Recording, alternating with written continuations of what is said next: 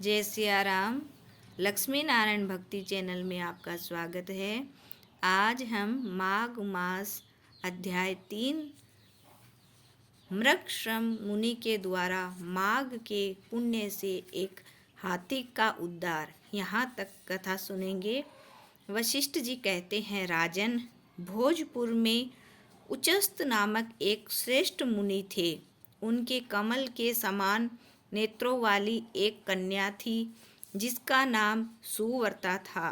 वह माघ मास में प्रतिदिन सवेरे ही उठकर अपनी कुमारी सखियों के साथ कावेरी नदी के पश्चिमगामी प्रवाह में स्नान करती थी। स्नान के समय वह इस प्रकार प्रार्थना करती थी, देवी, तुम सह पर्वत की घाटी से निकलकर श्रीरंग में प्रवाहित होती हो। श्री कावेरी, तुम्हें नमस्कार है, मेरे पापों का नाश करो। मरुद्वदे, तुम बड़ी सौभाग्यशालिनी हो। माघ मास में जो लोग तुम्हारे जल में स्नान करते हैं उनके बड़े बड़े पापों को हर लेती हो। माता, मुझे मंगल प्रदान करो। पश्चिम वाहिनी कावेरी, मुझे पति, धन, पुत्र, संपूर्ण मनोरथ और पातिव्रत्य पालन की शक्ति दो।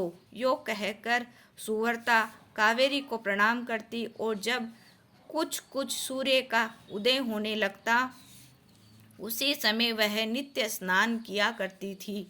इसी प्रकार उसने 3 वर्षों तक माघ स्नान किया। उसका उत्तम चरित्र तथा गृह कार्य में चतुरता देखकर पिता का मन बड़ा प्रसन्न रहता था। वे सोचने लगे, अपनी कन्या का विवाह किससे करूं।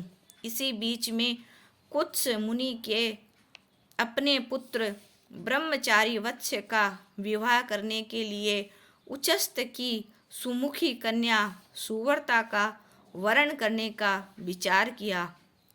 सुवर्ता बड़ी सुंदरी थी, उसमें अनेक शुभ लक्षण थे।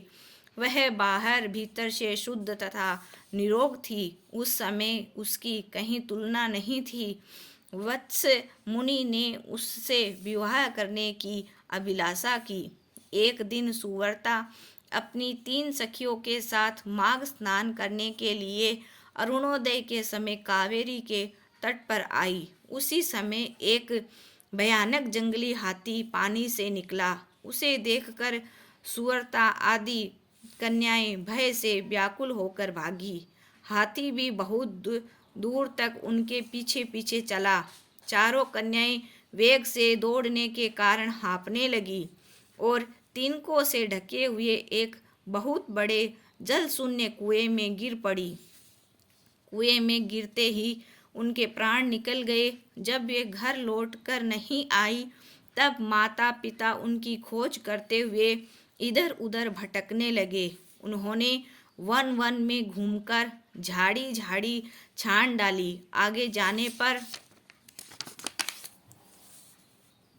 उन्हें एक गहरा कुआं दिखाई दिया जो तिनकों से ढका होने के कारण प्राय दृष्टि में नहीं आता था।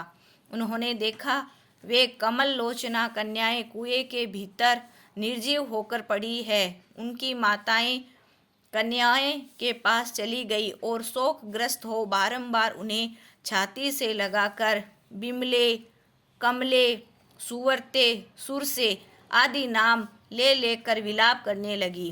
कन्याओं की माताएं जब इस प्रकार जोर जोर से क्रंदन कर रही थी उसी समय तपस्या के भंडार कांतिमान, धीर तथा जितेंद्रिय श्रीमान मृगश्रम मुनि वहां आ पहुँचे। उन्होंने मन ही मन एक उपाय सोचा और सोचकर उन्हें आश्वासन देते हुए कहा, जब तक इन कमल नयनी कन्याओं को जीवित न कर दूं तब तक आप लोग इनके सुंदर शरीर की रक्षा करें। यों कहकर मुनि परम पावन कावेरी के तट पर गए और कंठ भर पानी में खड़े हो मुख एवं भुजाओं को ऊपर उठाए सूर्य देव की ओर देखते हुए मृत्यु देवता की स्तुति करने लगे।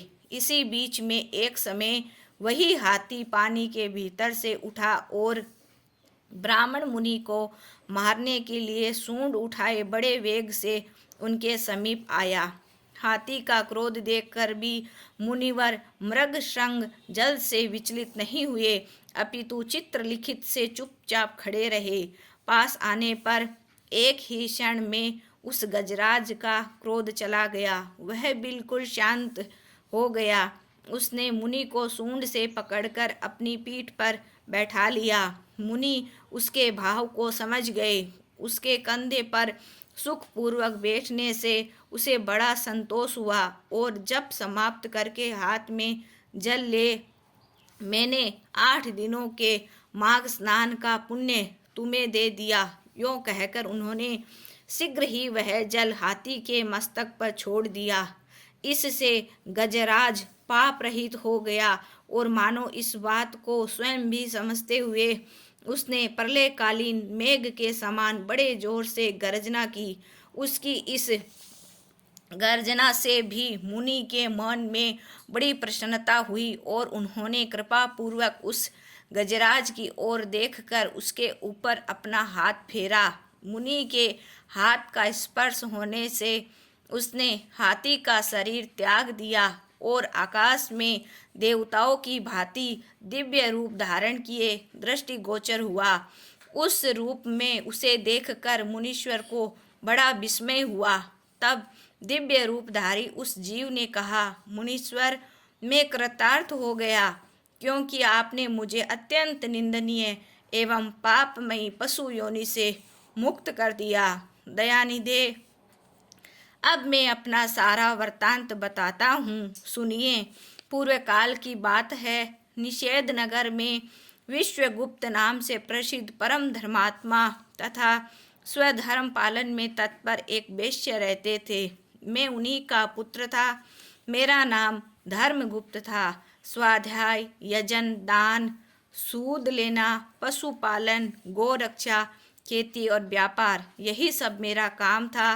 द्विजश्रेष्ठ, मैं अनुचित काम और दंभ से सदा ही दूर रहा। सत्य बोलता और किसी की निंदा नहीं करता था। इंद्रियों को काबू में रखकर अपनी स्त्री से ही अनुराग करता था और पराई स्त्रियों के संपर्क से बचा रहता था। मुझ में राग, भय और क्रोध नहीं थे। लोभ और मत्सर को भी मैंने छोड़ रखा था।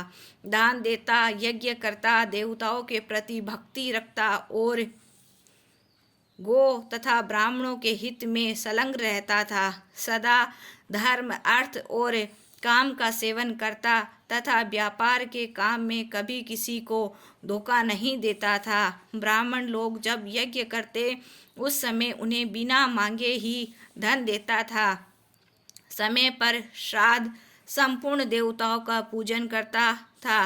अनेक प्रकार के सुगंधित द्रव्य, बहुत से पशु, दूध, दही, मट्ठा, गोबर, घास, लकड़ी, फल मूल, नमक, जायफल, पीपल, अन्न, साग के बीज, नाना प्रकार के वस्त्र, धातु, ईख के रस से तैयार होने वाली वस्तुएं और अनेक प्रकार के रस बेचता था।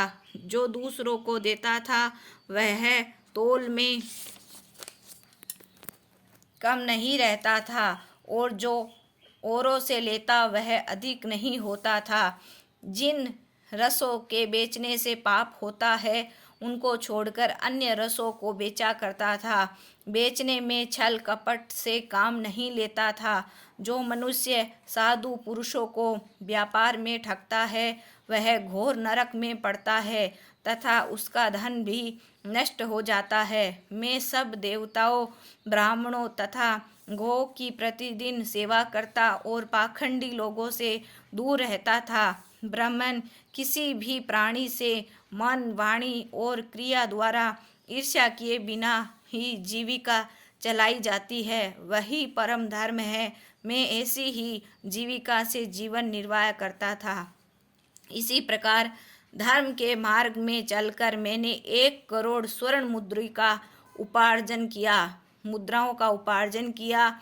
मेरे एक ही पुत्र था जो संपूर्ण गुणों में श्रेष्ठ था। मैंने अपने सारे धन को 2 भागों में बांटकर आधा तो पुत्र को दे दिया और आधा अपने लिए रखा।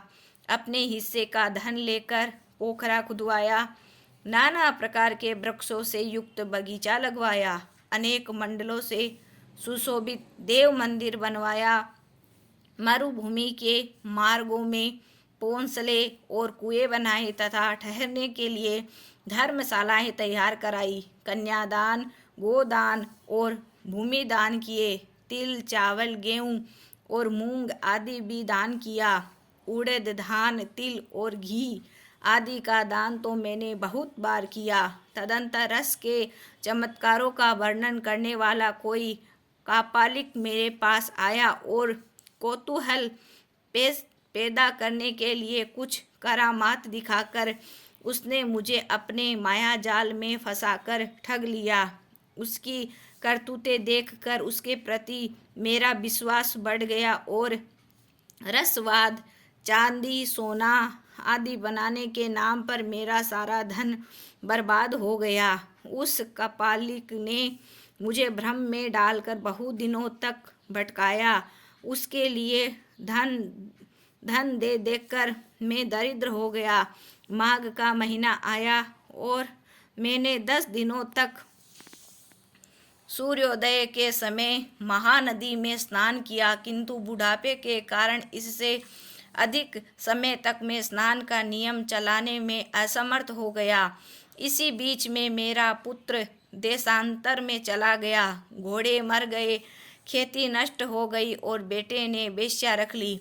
फिर भी भाई बंधु यह सोचकर कि यह बेचारा बूढ़ा धर्मात्मा और पुण्यवान है, धर्म ही के उद्देश्य से मुझे कुछ सूखा अन्न और भात दे दिया करते थे। अब मैं अपना धर्म बेचकर कुटुंब का पालन पोषण करने लगा। केवल माघ स्नान के फल को नहीं बेच सका। एक दिन जिहा की लोलुपता के कारण दूसरे के घर पर खूब गले तक ठूस कर मिठाई खा ली। इससे अर्जिन हो गया। अर्जिन से अतिसार की बीमारी हुई और उससे मेरी मृत्यु हो गई। केवल माघ स्नान के प्रभाव से मैं एक मनवंतर तक स्वर्ग में देवराज इंद्र के पास रहा और पुण्य की समाप्ति हो जाने पर हाथी की योनि में उत्पन्न हुआ। जो लोग धर्म बेचते हैं वे हाथी ही होते हैं। विप्रवर, इस समय आपने हाथी की योनि से भी मेरा उद्धार कर दिया है। मुझे स्वर्ग की प्राप्ति होने के लिए आपने पुण्य दान किया है। मुनीश्वर, मैं कृतार्थ हो गया, कृतार्थ हो गया, कृतार्थ हो गया। आपको नमस्कार है, नमस्कार है, नमस्कार है। यों कहकर वह स्वर्ग को चला गया।